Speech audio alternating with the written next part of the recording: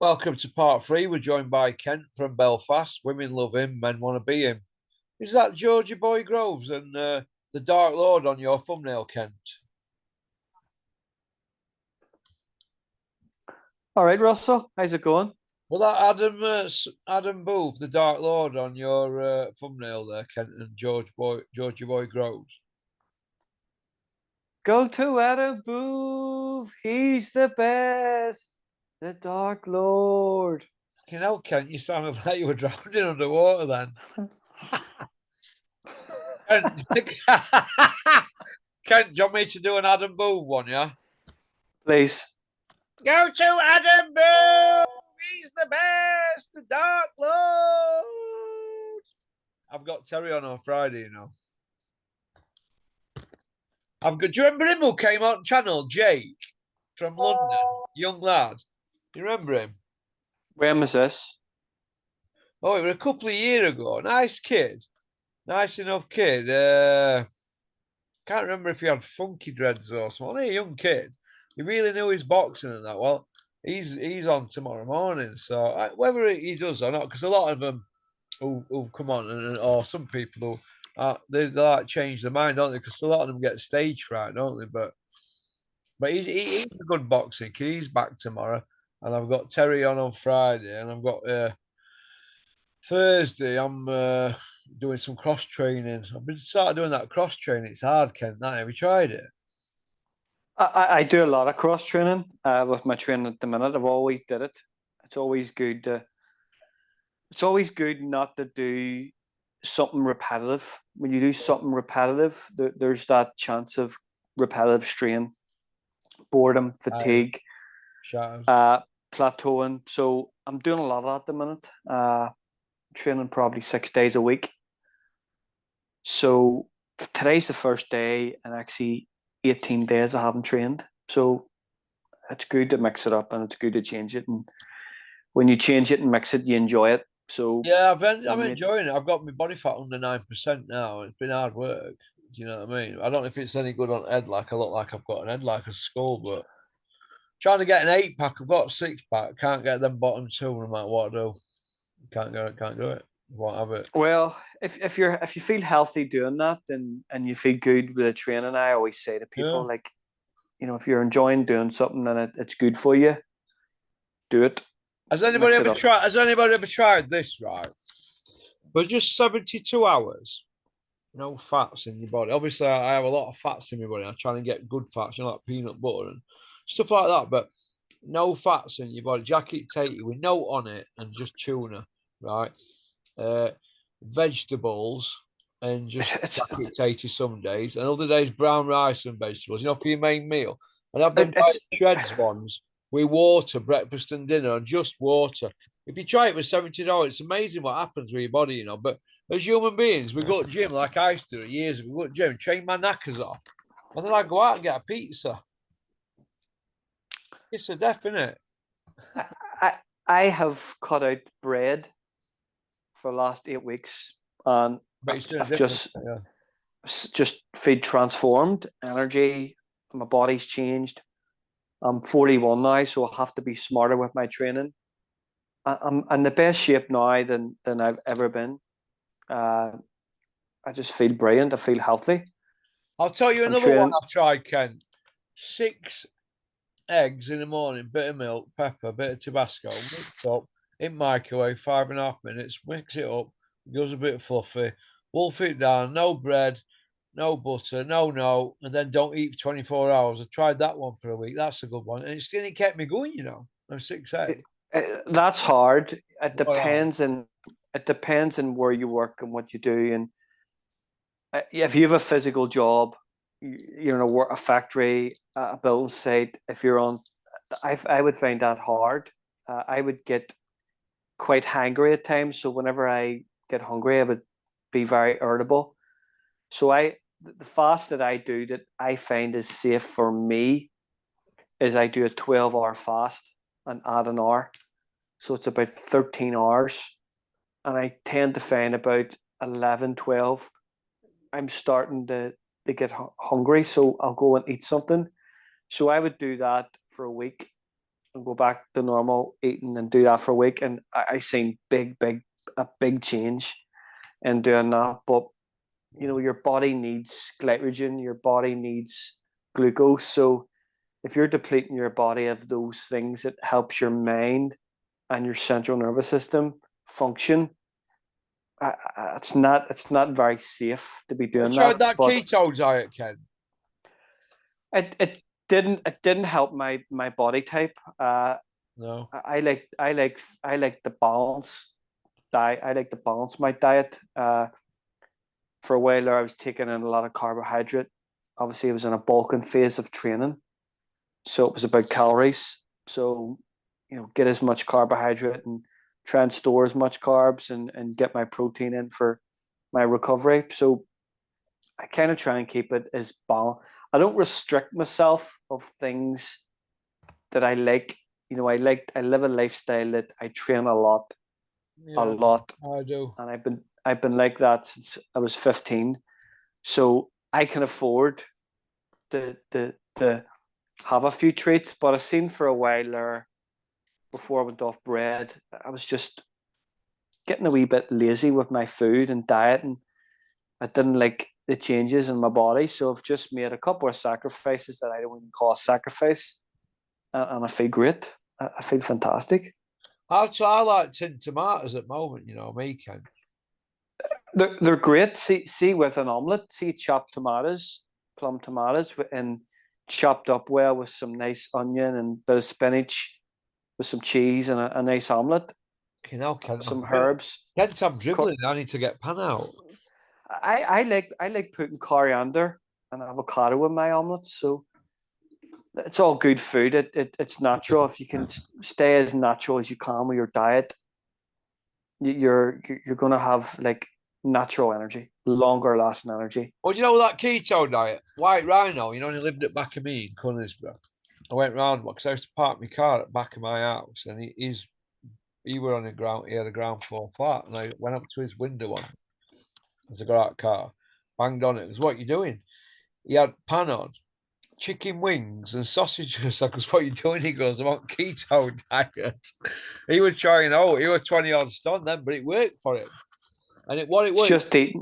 it's based on fats, isn't it, and no carbs, isn't Yeah, it? yeah. That it helped Fury, helped Tyson Fury that time.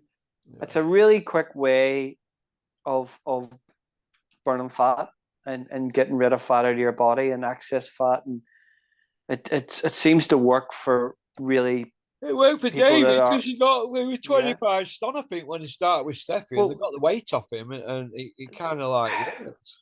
so what happens is there that you're not taking in carbohydrate. It's not storing in your liver. It's not storing as glycogen. So it's not storing as fat. With the excess. The stuff that you're not using. So I would not advocate doing that all the time, but I find that if you can work at it at moderation and be smart with it, and have a really good, like I've trained my training around a lot at the minute, and I feel brilliant. I do 3 hypertrophy days a week, sometimes 4. In those hypertrophy days, I do full body. I don't do isolation training. Try and train my legs as much as possible. I'll do 2 power days where I'm doing like throwing and jumping and some hang cleans. I'll do a day of sprinting, Yeah. and I'll do maybe an aerobic day in the pool. So When you do your legs, Ken, do you do the Tom Platz leg workout, aka no, I quad stay away farmer? from that. I stay away from that. My leg routine at the minute would be single leg RDL kettlebells, probably 22 kilo kettlebells each, single leg. Do Bulgarian split squats off the bench, heavy. I'll do trap bar deadlift, and I'll do front squat or goblet squat. I don't back squat anymore. I just don't like. I just don't back squat anymore. So that would be my leg. Sometimes in the middle of a workout, to give me uppers a bit of a break, I'll do leg press and some leg extensions. But I try and do I try and stick to those exercises. I like doing a lot of hip hinging as well. Heavy hip hinge for my hamstrings. Yeah. So that would be my leg workout. I would try and keep those They say like mix it about. Well, I mix the order that I do the stuff, but I don't change the actual exercises. So, and it's working for me. So I'll keep doing that until I'm not getting gains. Okay. Well, you steady on with them legs, Ken. We don't want you looking like Boyako from the golden era. Right, Ken, Chris Eubank Jr. Right, he's calling out these people: Billy Joe, Crawford, Canelo, Crusher Ben, and now Ben Shalom, aka Adrian Mowell, right, with his dodgy teeth job. He's piped up and he's gone. Yeah, we're looking at Aries Landelara for Chris Eubank Jr. for world middleweight title, even though he's 42. When's it end, Kent? This? I actually think Lara at the minute would still be too smart for him. Yeah. Yeah. It's like this thing here. It's bravado when it's like being back at school and telling your mates that you're going to go down and you're going to pick the class bully and you're going to confront them and you're going to have a fight with him. But when you're confronted with a class bully, you're not obviously going to do that. That's what Chris Eubank Jr. is doing. He's calling out Billy Joe, who is never going to be in a ring again, ever. He's done. He's calling out Canelo, who is going to probably stay with PBC and Al Heyman because he's got a good deal there. He can do what he wants. That's not going to happen. He's calling out Nigel's son, where we don't know what is going on there with silent ban. Will he, can he fight in UK? That's still a million miles away. So he's calling out them fighters rather than so that takes away the fighters he should be talking about. Yanabak, who absolutely smashes him, who absolutely obliterates Chris Eubank in about 4 rounds. Yeah. Hans Charisse, who absolutely smashes him, like obliterates him. Those are the two fighters that, if you're going to turn around and say, right, I'm going to make my career credible here, I'm going to really, really do something really credible, either one of those wins would make his career credible. You've got two really good fighters. Yes, Hans Charisse isn't a world champion yet, but Yanabak Kaluli is a monster. He probably one of my top 5 pound for pound fighters. Looks like he's going to go up to super middleweight and fight because he struggled with middleweight and pulled out of his last fight with weight making. So that would be a monster fight. I can't see him. I can't see him fighting any of them. I just think he wants to go in and try and pick fights against retired fighters. Yeah. I don't even think. I'll wait to tell you. I don't even think Chris Eubank would beat Denzel Bentley. I think Denzel Bentley would spark him out. Do you think that Chris Eubank Jr. and Billy Joe's a fight that we all want to see? Because they fought no, didn't they? Well, I've been told Billy ain't coming back ever, and he's just taking piss out people, trying to stay relevant for something to do, because he's like a bit of a messer abouter, isn't he? He ain't ever coming back. I think he's just winding them up. I think he's just trolling them, and having a bit of fun. If you're coming back, come back in shape, and come back with 3 months behind you, and 12% to 15% body fat, and 8 to 10 pound outside of your fighting weight. That's when you tell people you're coming back, not 3 or 4 stone. So Billy should come back. Billy should get down to about 12 stone and come back, and then say, right, go on IFL to his big mate Coogan and just say, right, I'm back. I need somebody to make me a fight. Take it serious, and everybody could take him serious, can't they?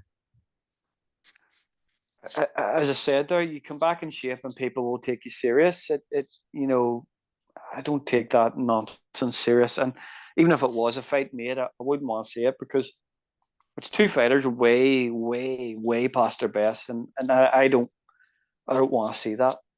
I don't I want to think watch those Billy's fights. finished me. He's 3.5 years out at ring. He ain't got a fight lined up. And you've got that Izzy from GMB running about saying, "Oh, I'm involved with Billy and he's coming back and all this." Izzy, stop chatting utter shino. Shino. You've got Walpole over your eyes. You're so naive. Unbelievable, man. These kids don't As, know anything. we've been hearing this type of talk for years of not just Billy Joe, but multiple fighters.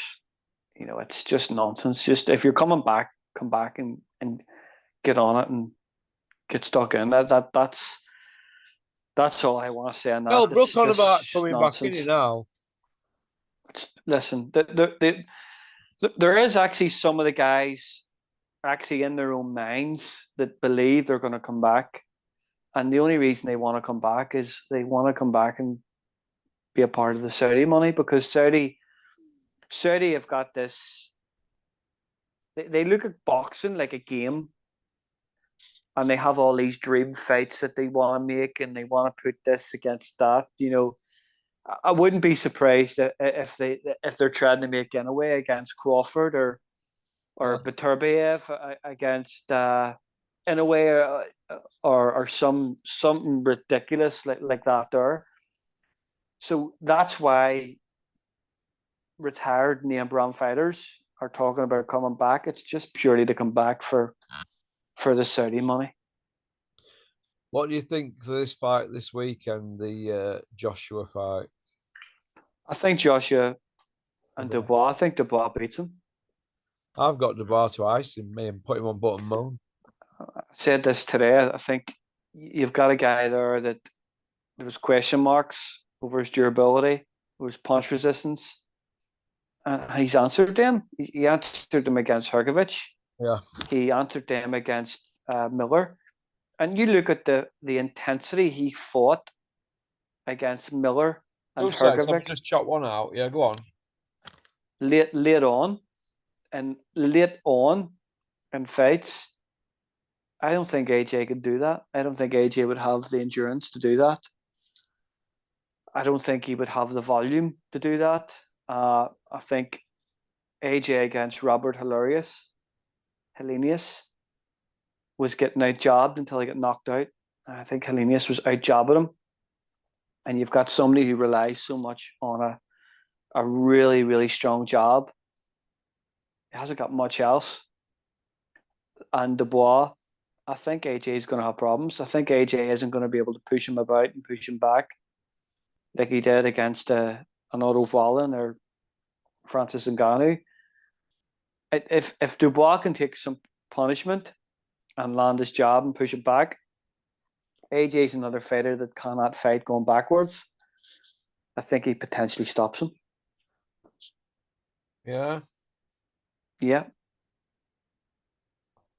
Well, we're going to see, aren't we, Kent? But Canelo and Eubanks a shite fight for me. It's just Eubank having a fight and a payday, and Crawford won.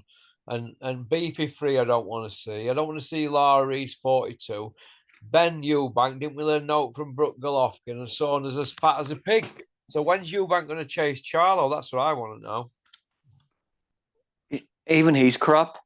Even that's a crap fight. I think Charlo's crap, Russell. I don't like either Charlo brother. They're crap. So winning that fight doesn't give him any credibility. I think someone like Hans Cherise or, as I say, Yanabak Kaludi, who's a monster, and somebody like Denzel Bentley. They're fights that he wants run a million miles away, and he'll call everyone out. He'll talk about everybody else other than them to keep him away from being linked to those fights. So I can't see him. I can't see him doing anything of note, to be honest with you. Very disappointed with his career the last 2 years. Really, really disappointing. Yeah, I know it's craziness, isn't it? Absolute craziness. What happened to Joseph Parker? He seems to have slipped off at radar, doesn't he, Ken? What do you think? I think he's just probably waiting for his next big fight. I think he's probably waiting, possibly on a Usyk fight. I think going fighting somebody like Caballel, who's way too dangerous. I think Caballel is too dangerous for anybody. I think Caballel would beat Tyson Fury right now. So he's just waiting for a big cash out. That's all. He's probably waiting for an AJ rematch or a Usyk fight. That's it. Okay, what do you think to Willie Hutchinson and Boatsi? Don't like either of them. Willie Hutchinson has done nothing in his career to be even in fights of that magnitude. Boatsi, don't like him. Yeah. Boring. That fight against Dan Aziz was a bore fest. Two slow old fighters. I don't like either of them. Is Lawrence Sokola getting his just rewards, or is he being frozen out? Well, he walked away from Eddie Hearn, so that was his own fault. Yeah. Yeah, I see where you're coming from with Lawrence. But he walked away from Eddie Hearn. Nobody's giving him any PR and he's won a world title in another week. Yes, that's Sky. That's Sky for you. And right now, PR in boxing is really hard. It's really hard to get PR in boxing because the only boxing gets PR is Riyadh. Nobody else gets any of it now. And that's all the media talks Well, about. all these YouTubers out there that are licking out male arsehole, they think that they're important and that they're going to get a slice of the Saudi pie because all these people around the boxing that are at the hierarchy keep dropping little hints to them and they're all like little puppy dogs. And they think, oh, I've got to keep him happy. I've got to keep him happy. I've got to keep him happy to stay in the mix for a bit of reflected glory.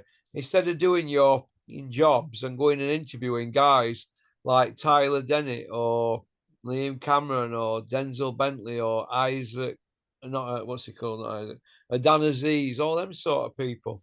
Chef Clark. All, yeah. All guys that are forgotten about. Mark, your Jack Massey, world champion, get his belt up to fight We tell you. Parker, which we're going to come to now. Jack Massey get his belt up, world title, to fight Parker, got beat in a competitive fight, and now he's the forgotten man. I know he's fighting OPT, but he don't get an OPR, Jack. Jack Massey is, my opinion, the most improved fighter I've seen in the UK in the last lot of years. His improvement in Jack Massey as a fighter, I don't think I've seen an improvement like it. It's fantastic. He's a brilliant fighter. Real potential in Jack Massey. He's fantastic and winning domestic titles there. It was a fantastic performance. He's a brilliant fighter, and I hope he's getting well paid for the Jay Apathy fight. It takes balls to go in and fight Jay Apathy, who looks to me like a fighter that could go up to heavyweight and be a monster. Whenever AJ and Usyk and Fury's all way, he could be the next monster up at heavyweight. He's got that mean streak. He's got that hunger about him. He's another brilliant fighter. But Jack Massey is one of the most improved fighters I've seen in a long time, and it's credit. He's got his career. He's actually woke up one day and said, you know what? I actually need to do something with my career. And he's made decisions that have upset people. Yeah. But just because you make decisions that upset people doesn't mean they're wrong decisions. And he's went and he's got himself sorted out. And he's done. He's reaping the rewards now of it. He's invested in his career, and he's a fantastic fighter. Fantastic. What do you think to the Sky treatment and Natasha Jonas? Because she's 40 now. You think that they're parking her up because of her age? Because she still looks like she's training, looks and trains like a 30-year-old, doesn't she? But she was that one of those flagship names that basically kept Sky relevant with boxing and basically got Ben Shalana a promotional deal at Sky.